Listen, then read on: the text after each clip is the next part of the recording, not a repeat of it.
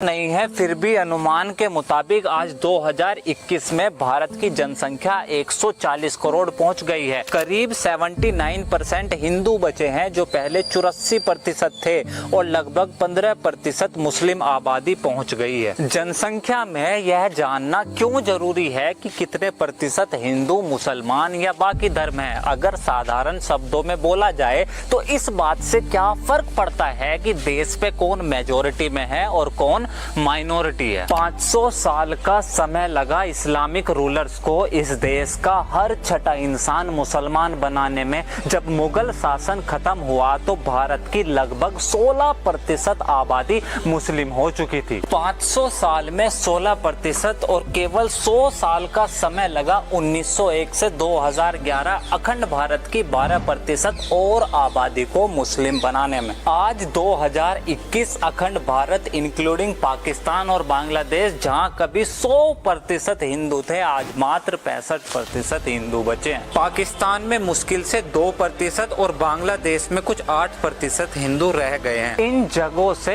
हिंदू केवल खत्म नहीं हुए बल्कि दुनिया की सबसे पुरातन, प्राचीन और एकमात्र जीवित भारतीय सभ्यता इन जगहों से गायब हो गई। 1947 में देश आजाद हुआ और लगभग सारे हिंदू सिमटकर केवल भारत में रह गए और जब से देश आजाद हुआ तब से मुस्लिम जनसंख्या वृद्धि दर हमेशा हिंदुओं से ज्यादा रहा है। 2011 में भी जहां हिंदू जनसंख्या ग्रोथ रेट 17% थी, वहीं मुस्लिम 25% थी। अगर नेशनल एवरेज देखा जाए तो हिंदुओं की 100 महिलाओं पर करीब 13 बच्चे और वहीं 100 मुस्लिम महिलाओं पर लगभग 16.5 बच्चों का औसत आता है। लेकिन अगर पूरे देश का ना देखे और कुछ खास राज्यों के आंकड़े देखे तो आंखें पूरी खुली और पिक्चर ज्यादा साफ दिखाई देगी। हरियाणा में 100 हिंदू महिलाओं पर करीब 13 बच्चे और वहीं 100 मुस्लिम महिलाओं पर 22 बच्चे। अंतर 9 बच्चों का है। असम में यह अंतर 7 बच्चों का है, केरला में 6, फिर जम्मू कश्मीर, बंगाल एंड सो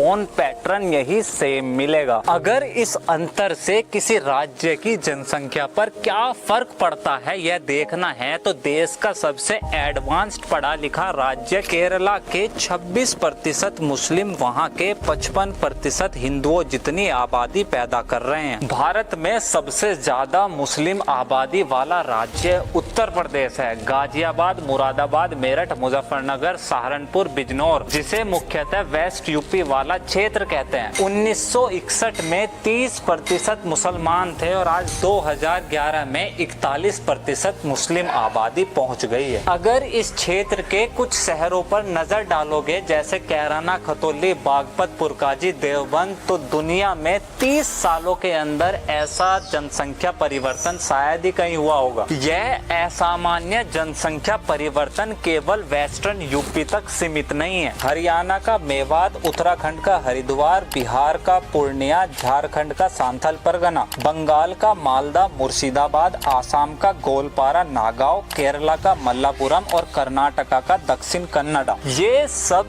भारत के वो क्षेत्र है जहां हिंदू खत्म होते होते आज अल्पसंख्यक हो चुका है या कुछ सालों बाद होने वाला है। ऐसा बिल्कुल नहीं है कि असामान्य जनसंख्या वृद्धि ही ये हो रहे क्षेत्रीय धार्मिक जनसंख्या परिवर्तन का केवल एकमात्र कारण है।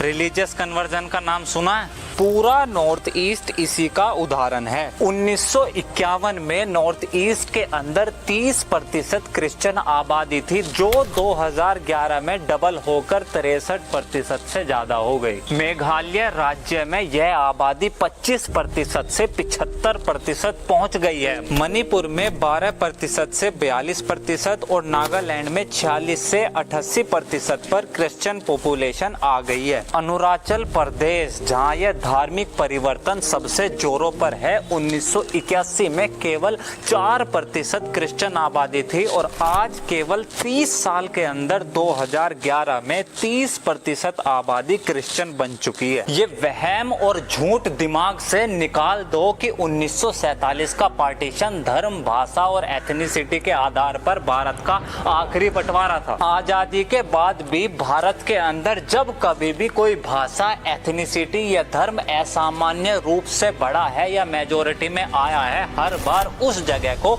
एक अलग हिस्सा बनाया गया है। चाहे वो बिहार से झारखंड बना हो, मध्य प्रदेश से छत्तीसगढ़, उत्तर प्रदेश से उत्तरांचल, हरियाणा की मेवात डिस्ट्रिक्ट, केरल की मल्लापुरम, महाराष्ट्र में अकोला,